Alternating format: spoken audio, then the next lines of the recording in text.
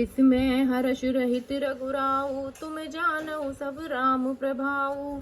जीव कर्म बस सुख दुख भागी, जाई अवध देव हित लागी।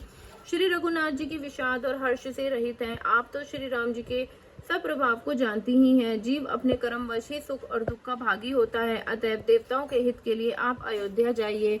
बार बार गही चरण सकोची, चली विचारी विबुध मति पोची। ऊंच निवासु नीच कर तूती, देखी न सकई पराई विभूति।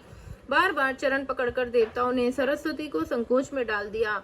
तब वह यह विचार कर चली कि देवताओं की बुद्धि ओछी है, इनका निवास तो ऊंचा है और इनकी करनी नीची है, ये दूसरे का ऐश्वर्य नहीं देख सकते। आगिल काजु बिचारी बहुरी, करहि चाहा कुशल कवि मोरी। हर्ष हृदय दशरथपुर आई, जनुग्रह दसाधु सई दुखदाई।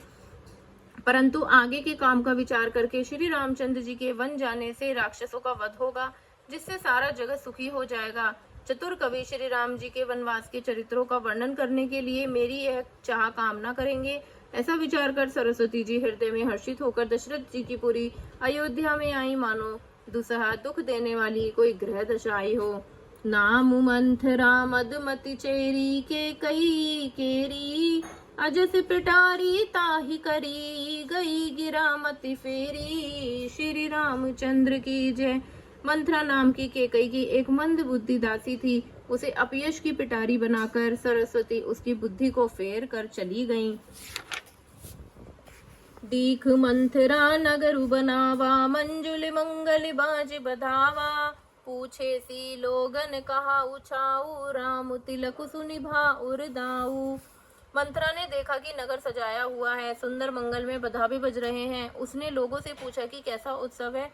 उनसे श्री रामचंद्र जी के रास तिलक की बात सुनते ही उसका हृदय जल उठा। करई विचारु कुबुद्धि कुजाति, होई अकाजु कवनि विधि राती। देखी लागी मधु कुटिल किराती, जिमि गवता कई लेउ कही भांति। वह दुर्बुद्धि नीच जाति वाली दासी विचार करने लगी कि किस प्रकार से ये काम रात ही रात में बिगड़ जाए। जैसे कोई कुटिल भीलनी शहद का छत्ता लगा देकर घात लगाती है कि इसकी किस तरह से उसे उखाड़ लूं। भरत मातु पही गई बिलखानी, का अनमनी हसी कह हसी रानी। उतरु दे ना ले उसासु, नारी चरित करी ढरई आंसू। वह उदास होकर भरत जी की माता केकई के पास गई। रानी केकई ने हंसकर कहा, तू उदास क्यों है? मंथरा कुछ उत्तर नहीं देती, केवल लंबी सांस ले रही है और त्रिया चरित्र करके आंसू ढर का रही है। जय जय सीताराम।